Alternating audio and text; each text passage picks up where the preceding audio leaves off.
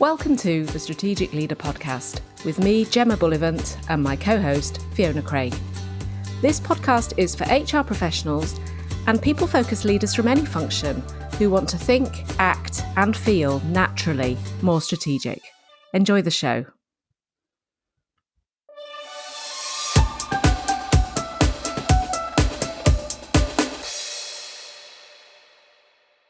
Hello, everybody. Welcome back to The Strategic Leader. Welcome, Gemma. Hi there, Fee. How are you doing? I'm doing well, thank you. I've got a question for you. Let me first explain what we're talking about today. We're talking about stress and how to understand how much is too much. So let me ask you, how far through a tank of fuel do you go before you feel the need to fill up? Ooh, great question. I think I go quite close to the wire, normally. What do you mean by close to the wire? Well, I definitely need the light to come on. Yeah, that's, that's normal, isn't it? Maybe not. Well, no, not Well, for my husband. My husband tends to fill up the moment we get to a quarter. Consequently, the light in our car very rarely comes on because it seems to miraculously fill up before it ever gets there. So he's not happy driving with less than a quarter of a tank, and you would No. be. And so I'm probably the same as you, but I've noticed when I drive our electric car, my electric range anxiety kicks in much earlier than my petrol range anxiety kicks in. I So wonder if that will change. I wonder if that yeah, will change. maybe it's just newer for me to get my head around. But you have more data about exactly how far you can go and so on in the electric car. But still, I am less happy at an earlier point in the electric car, which is just interesting, isn't it? Different cars bring a different response. We're talking about stress today and how stress can be a blocker to being the best kind of strategic leader that you can be. And so isn't it interesting how when we think about filling up our car, it's completely non-negotiable that at some point we recognise that we're running low, we recognise we have to do something about it, and we recognise that we never really want to get, nobody really wants to end up with 0 miles on the motorway. I have done that once and it was very unpleasant. So I totally recognise that I would never want to run my car tank empty. And yet, do we think in those terms when it comes to our own levels of stress? Well, yes, and that's a really interesting point, isn't it? Because whether we are consciously aware or not, our capacity is something that we have an awareness of. It might be an unconscious awareness or it might be a conscious awareness. But I do believe that we inherently have a feel for how much capacity we've got in our tank. And when I talk about capacity and I talk about stress with clients, I talk about it for myself. I use that stress bucket analogy. I don't know if you've come across that one before. I have, but talk us through it. So it is the idea that we have a bucket and it has water in it, and the water that goes into this bucket is everything that we're taking on, the challenges, the stresses, the activities, what we need to deal with, but usually stressors. Are they all unpleasant stresses that go in that bucket then? Or is that just normal ups and downs of life?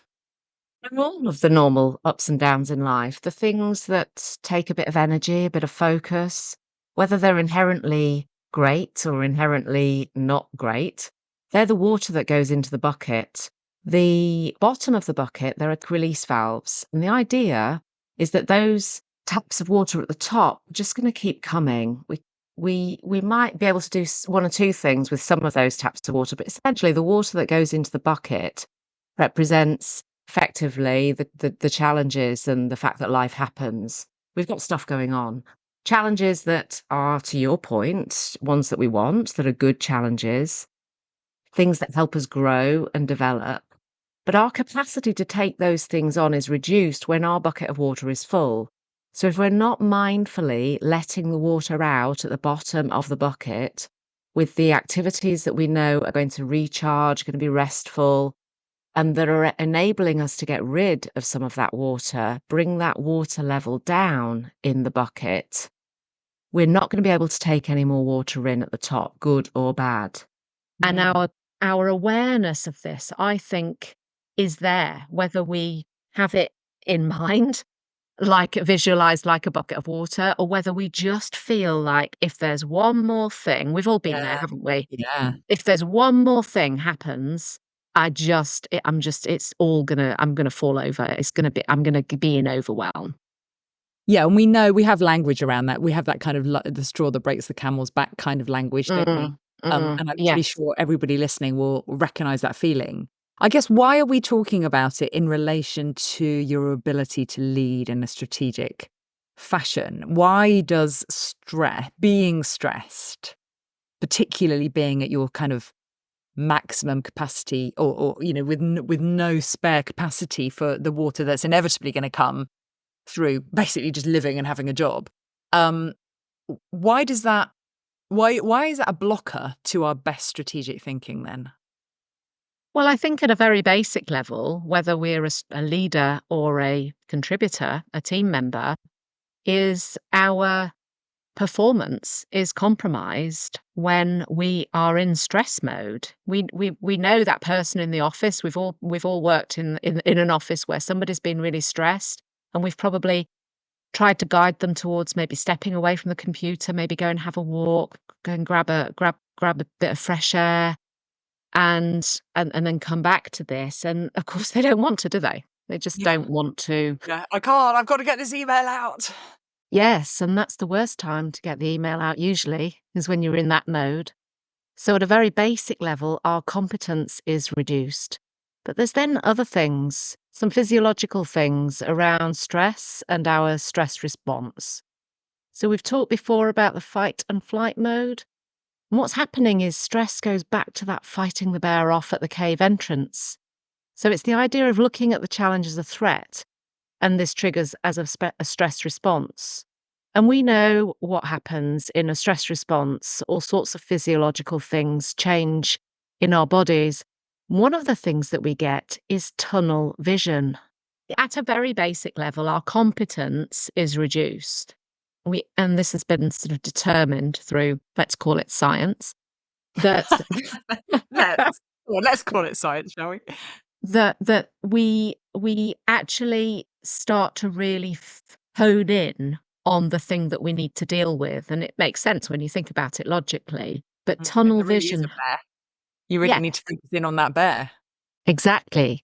That's one of the reasons why sometimes we have an inability to widen our focus.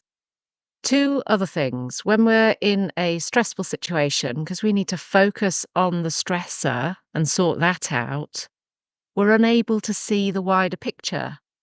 And we've talked all through this podcast about the importance of that breadth of perspective in being strategic. So if we're in tunnel vision mode, we're trying to sort out the challenge that's tipped our water level over. Whilst ever we're in that tunnel vision mode, we're not operating in that strategic capacity. Absolutely, that sense of perspective, zooming out to have that sense of perspective, and also being able to kind of see the longer term time frame. We can literally only see that bear in front of us, whatever that bear is today. Your actual competency is compromised because all of your physiologically, your body is focused on fighting that threat right in front of you. And then I guess to your first point, other people, stress is infectious, isn't it? We can feel stress radiating off other people.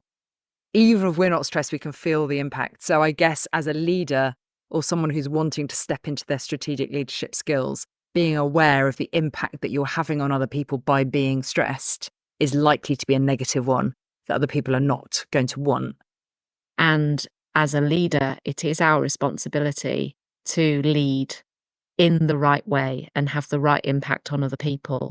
So we have to be really aware of the impact of our stress and our behaviors related to that stress on other people, both because they can be infectious, but also because as a leader, it's part of our job is to role model handling that stress well.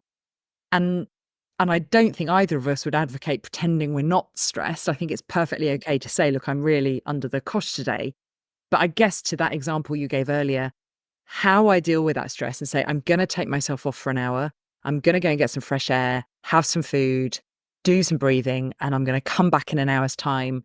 And I'm going to be certainly in a better frame of mind than I am right now. And to kind of normalize that I recognize the stress. I want to try and deal with it because I want to get back to a place where I'm in a really good level of competency and strategic ability.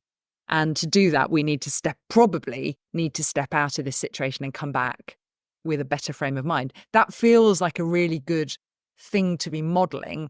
So normalizing that counterintuitive pull to keep going and say, no, hold on.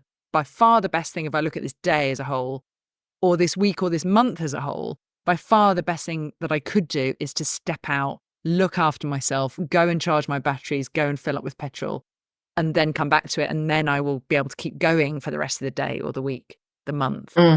So recognizing when we're in that moment, I know that you've got a lovely model for thinking about this whole idea of stress through 3 different lenses. So will you talk us through that so that we can go into a bit more detail about it?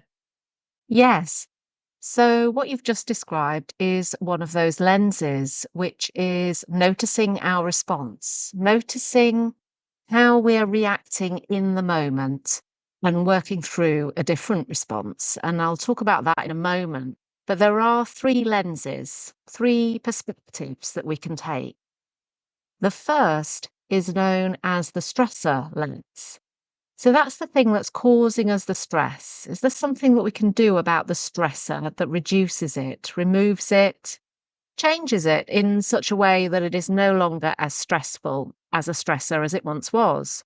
That's usually where we start. It could be a commute, to use an example of a commute. Is your journey each and every day, or however often you do it, stressful? And that is the stressor. And the question then is, can I do something about the stressor? Could I catch a different train? Could I do a different journey? Could I go to work in a different way? Could I choose a different time? Are there things that I can do that actually mean that this is no longer a stressor and the situation is resolved? Now, sometimes we can do something about the stressor, but there might be times when we can't do something about the stressor. I mean, of course, we could remove each and every job interview from our lives, but that's not going to get us very far, is it? Yeah. We're not necessarily talking about removing the job interview in that scenario. But you could, I guess, ask some questions about the format of that job interview. You could ask someone to help you prepare. You could, there are various things you could do about that Mm, job interview that may mm, have an impact on how stressful that is for you. mm, Yeah, I get that. mm. The second lens is to do with our response. So it's the idea that maybe to go back to the commuting example, maybe you can't catch a different train. Maybe that is the only option you have. But you could do something about that journey that feels less stressful. So you might actually have a different mindset about it. You might choose to do some things on that journey that enable it to feel less stressful. Perhaps you tune into your favourite podcast. Or some relaxing music, or you could make sure you've got nice cold water or coffee or something. There's things you could do, couldn't you? Exactly. Sometimes I hop off at a station and hop onto the branch line train, which is never as busy as the one that I'm on. That's changing the stressor. So that example I've just given is changing the stressor. So that's the Mm. lens number 1. But I'm more likely to access that creativity if I'm in a less stressed frame of mind, or if I'm in a more positive frame of mind. So I've got an example for you, which may be, I didn't realize it, but when listening to you talking about that, checking in with your response. So I was in London on Friday and it was boiling hot. So I think it was something like 32 degrees in London, which is pretty hot by anyone's standard. End of school term, Friday afternoon. And it was the day, depending on when you're listening to this, you may remember that day when there was a global IT outage and loads of payment systems and loads of other things went down. And a lot of the display boards weren't working. And then obviously there's usual disruption on mainline train services. So I was in Paddington Station, 6 o'clock, very crowded, very, very hot. And most of the trains were gradually being cancelled. And I remember thinking the only thing, and I was thirsty and I needed the loo, full disclosure. And I thought I could get stressed here and that would only make this even worse. And so I just remember checking in with myself and going, I am not going to be stressed here. I am just going to be totally chill and I'm just going to let it unfold in the way that it's going to unfold because there is nothing I can do about it. other than go to the toilet, go and get a drink, and just kind of calmly go, this is not going to stress me out more. So that was, I didn't know it at the time, but I guess that's an example of that. I can't change the stressor because I couldn't make trains materialize out of nowhere, but I could change my response to that stressor by just going, what if I didn't get stressed out by this? What if I just went, it's fine, I'm safe, I'm a bit bored, but it could be worse. It's fine. I think that's a really good example. And that speaks a little bit to the third lens, which is the process that we can go through in order to change our response to the situation. So we've got the stressor as lens one. We've got the response to that, in other words, tuning into our instinctive response to the situation as lens two. And then we've got the process as lens three, which is okay. So what can I do about my response to this situation? There's an ABC model used quite a lot in cognitive behavioural therapy that can help with this. The A is the activating event. So in this case, the scenario that you've just described. The B is the belief. My belief is that I will feel stressed right now. I have a right to feel stressed. It's a thoroughly stressful event, and so on. And then the emotional consequence of that, which is the C, the consequence is you feel stressed. The emotions I feel here are anger, frustration, and so on. And if we take your example and what you actually did in this situation, is you said, okay, so the activating event is what it is. It's still the same. I can't change it. But my belief here is that if I get stressed, I'm going to feel even worse than I do at the moment. So I'm choosing to instead to stay calm, to not let this stress me out. I'm choosing to do all of the things that I possibly can to make this situation as tolerable as possible. I'm making a conscious decision and effort to stay calm in the moment. And that is what I'm doing right now. It's not going to last forever. I'm going to get home in this scenario.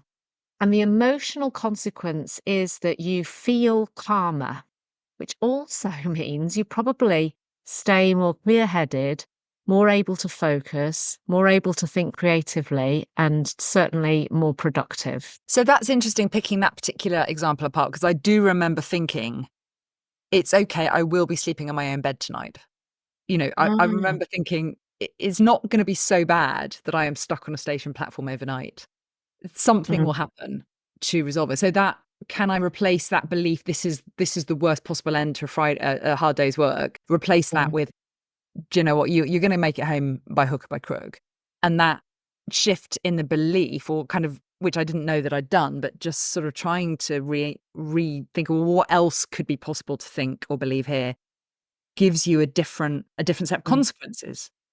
So in that example, the way that you decided to behave in that moment meant that you were staying in competency mode rather than switching into stress mode.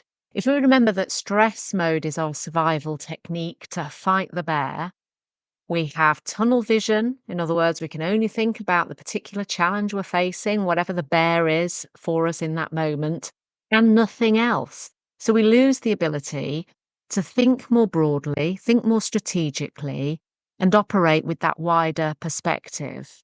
So you were staying in competency mode there by the fact that you chose to respond to that situation in the way that you did. So that's also really interesting, thinking about that particular moment, because it suddenly occurred to me when I was kind of being relaxed and thinking, I suppose thinking more curiously about the situation, remembering that my son was out somewhere, and therefore I could get if there was a train going to where he was, I could go there and he could pick me up. Which is what happened. So there was a train, there were some trains going. I was able to get on a train to a different place, message him saying, can you pick me up from there? And lo and behold, I got home before, well, I was probably still 2 hours delayed, but I probably wouldn't have had the foresight to think, oh, well, what are my other options here? What else could I do if I was being creative and curious about it? I probably wouldn't have got to that stage if I had been more stressed. I'd have just been going like, where is my train? Where is my train? Where is my train? Staying in competency mode kind of opens up the possibility of creativity and curiosity as Mm, opposed to, staying in stress. That's really interesting because that's something that happened to me and I hadn't really unpicked as to, well, how could I do that again? So it's really helpful having those three lenses of the stressor. What could I do about the stressor? Sometimes we can, sometimes we can't. mm, Noting our response and paying attention and noticing what mm, our response to it is. Is there something that we can do about it?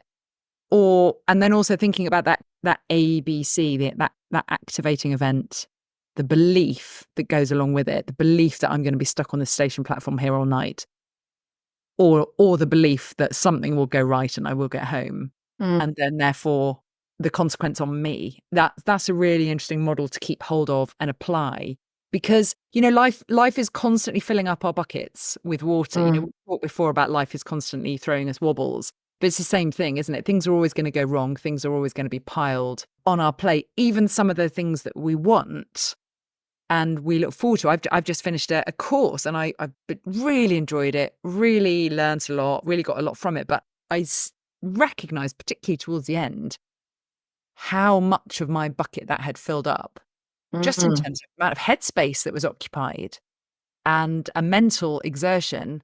And so my capacity in my bucket over the last few months has been quite low. So when our capacity is low, well, how do we get the water out of the bucket if we know that life is going to constantly fill it up? Well, that's about tuning into what we personally find as energizing, recharging. What are our relaxation techniques? So, for some people, it's having a bath, reading a book, gardening, going for a walk, spending time with friends or family. Some people, the sort of Monica Gellers of this world, might embark on cleaning the house. If you know any, send them my way. It's certainly not my way of relaxing. Whatever it is, those are the taps. And what we need to do, we need to think about this system. We need to think about this as a constant system. There's water constantly coming into the bucket. And so, therefore, we need to regularly release some of that water out of those taps at the bottom of the bucket by doing those activities that we know do recharge us, they energize us. It might be micro actions like going for a walk, it might be more macro actions like having a holiday. And I guess there's a mindset around that system that, there is a kind of trope, isn't there, about, oh, I don't take time off or I don't do things for myself because I'm too busy. Almost like Mm, too busy and too important, that sort of martyr to mm, stress kind of mm, idea, which still lurks around, I think, a little bit at work. mm, But I must admit, I am always really impressed when I see a leader who is aware of that capacity and aware that they need to let something out of the tap. Someone who mm, says, I'm going to take the afternoon off because the wheels are coming off here and I've got a big presentation next week and I need to get my head back in the right place in order to come mhm, back with my A game. And this mm, is what I need to do. And I see the value in doing it in a way that is professional, proactive, recognize that that is possibly approaching before it actually gets here. And there's mm, no sense that it's in any way weak or self-indulgent or or selfish in any capacity. And I think it's really important that we have that a sense that we almost have a professional responsibility to look after ourselves in this mm. capacity. At any level, we have a professional responsibility to bring our A game to work as much of the time as we possibly can. That does demand we look after ourselves and we pay attention to this stuff. So thinking of it as a system, that water's not going to stop coming in the top. So we have to very consciously empty the water out the bottom as best we can. And I think we need to question some of the thinking that maybe the way that we do that is to power through the Yeah. activity. And often, don't you find, if you have had a bit of a break from something, you do it in a fraction of the time. Yeah. It always worries me when I hear people talking about, oh, we barely take lunch breaks in this organization. And I kind of think, well, how productive are you lot in the afternoon? I Mm, don't doubt that you're busy. I don't doubt that mhm. you're firing emails off and rushing from here to there. Clearly, that's what's happening. But how productive are you actually being if you're not taking a bit of a break and a bit of a power down? Yes. And what's the quality of that productivity? What's the quality of that output? How effective, how strategic, how forward thinking, future focused, inclusive is that thinking? Or are you very tunnel vision on one key aspect of it and you haven't had that capacity to step back and look at other things or to think creatively? And I think there's an awful lot of unknowns in terms of this that, if we're in stress mode, what could we have done differently if we weren't in stress mode? But we can't really ever quantify that accurately, can we? Just to finish then, that it raises one other point, which is we've recognized the fact that being in stress mode reduces our competency, both physiologically and practically in the workplace. And so Mm. things are going to feel harder for us when our bucket is full or Mm. overflowing. So there may be a task or a challenge that lies ahead that you think, I can't do it, or that's gone really badly. And you reflect that on your own levels of competence, but also your own levels of confidence. Mm. When actually, if you had attended to your stress bucket, if you had given yourself some capacity, then that same task may well have been absolutely within your gift to deliver really well. So thinking about if we're constantly doing things while we have no capacity, we probably aren't going to do them terribly well. And it may impact our confidence and thinking, oh, I'm not very Mm. good at that, or I can't do that.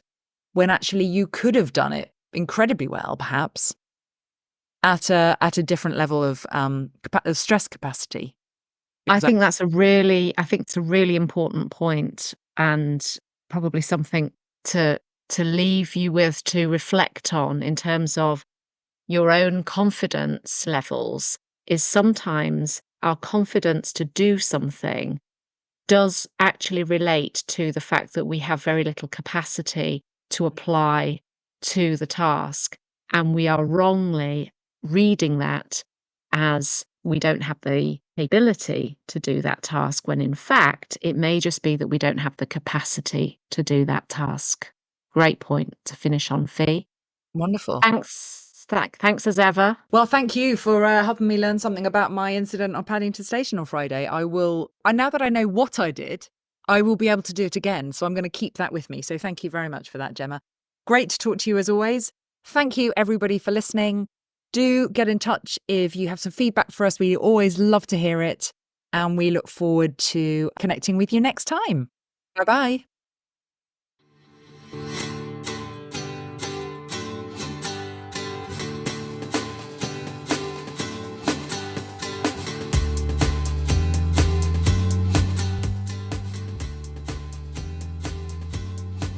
Thank you for listening to this episode of The Strategic Leader.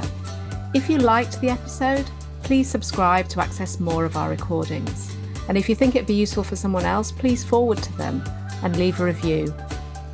We base our content on questions we are regularly asked and what you want to know more about, so please do email us with any questions or comments to gemma@gemmabullivant.co.uk. And remember, you're already being more strategic than you realise.